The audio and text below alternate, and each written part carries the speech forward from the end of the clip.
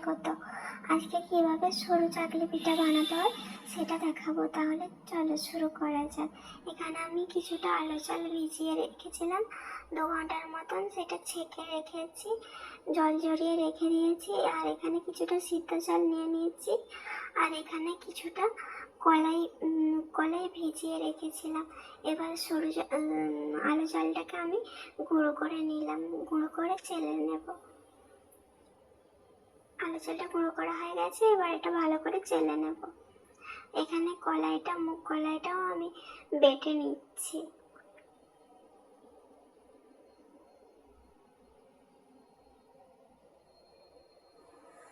একটু জল দিয়ে মুগ কলাইটা আমি ভালো করে বেটে নিলাম, দিয়ে এবার সিদ্ধ চালটাও বেটে নেব।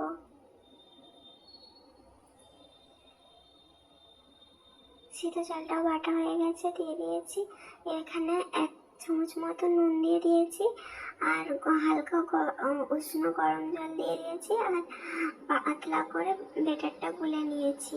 আর এখানে আমি কিছুটা সাদা তেল নিয়ে নিয়েছি, আর এখানে ব্রাশ করবার জন্য একটুখানি বেগুন কেটে নিয়ে নিয়েছিলাম। আর এখানে আমি তালপাতা নিয়ে নিয়েছি যাতে মিলতে পারি, সেই জন্য একটা বাটি করে জল নিয়ে তার মধ্যে তালপাতা নিয়ে নিয়েছি।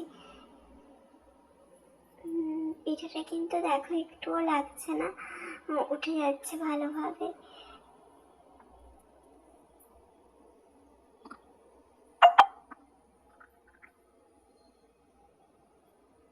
কতটা পাতলা হয়েছে নিশ্চয়ই দেখেই বুঝতে পারছো পিঠেগুলো কতটা পাতলা হচ্ছে। এখানে আমি ব্রাশ করে নিলাম, দিয়ে ব্যাটারটা দিয়ে দিলাম, দিয়ে ভালো করে গোল করে নেবার চেষ্টা করলাম, দিয়ে চাপা দিয়ে দিলাম কিছুক্ষণের জন্য,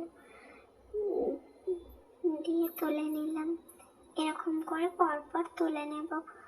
দেখো একটুও কিন্তু লাগছে না আমার তাওয়ায়, ভালোভাবেই উঠে যাচ্ছে পিঠেটা।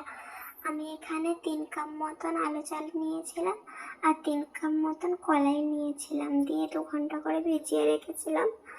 আর আলু চালটা কিছুক্ষণের জন্য জল ঝরিয়ে নিয়েছিলাম। জল ঝরিয়ে যাবার পর আলু চালটা কিন্তু আমি গুঁড়ো করে নিয়েছিলাম, আর কলাইটা আমি বেটে নিয়েছিলাম। আর এখানে 3 কাপ মতন 3 বাটির মতন আমি সিদ্ধ চাল নিয়েছিলাম। সিদ্ধ চালটা আমি ভিজিয়ে রেখেছিলাম, সিদ্ধ চালটা আমি বেটে নিয়েছিলাম।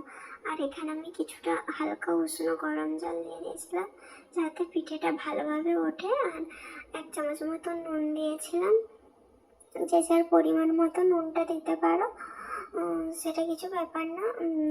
আর ভালো করে পাতলা করে ব্যাটারটা নিলে তবে পাতলা হবে পিঠেগুলো, আর যদি মোটা করে গোলা হয় তাহলে মোটা মোটা হবে। পাতলাটাই বেশি খেতে ভালো লাগে, আর